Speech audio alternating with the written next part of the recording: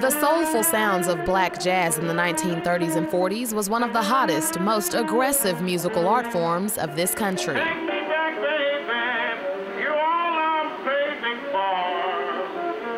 But black jazz was more than just good music.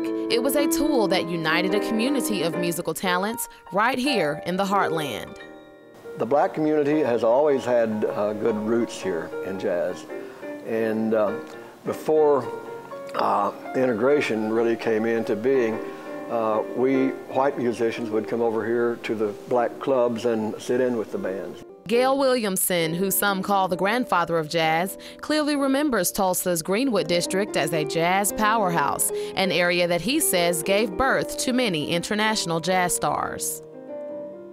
Bands would come through this area, and since it was kind of centrally located, they would stop here and play some gigs.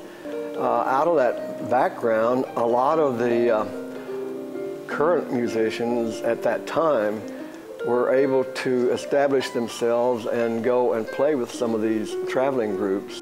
So jazz legends sprung up all throughout Oklahoma, creating a sound that kept jazz lovers coming to Tulsa's Greenwood district. In many communities around this country, the black part of town, if you will, across the railroad tracks, that's where all the fun was. And here it was in the Greenwood district.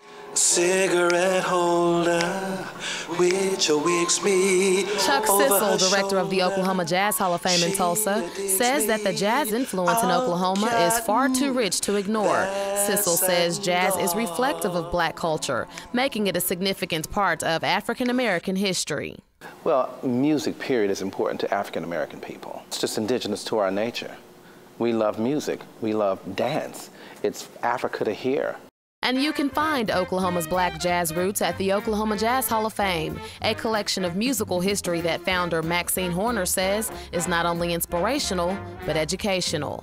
It's such a base for really understanding music. You know, the improvisation of the music, you know, is just one of the things that I would hope that we would get more interested in and study more about. And the vision for the 18-year-old Jazz Hall of Fame continues to grow. In the fall of this year, we're moving to Tulsa's old Union Depot building, one of the great Art Deco architectural wonders in the city. We can have after-hour jazz out on the patio, so it's going to be a happening spot.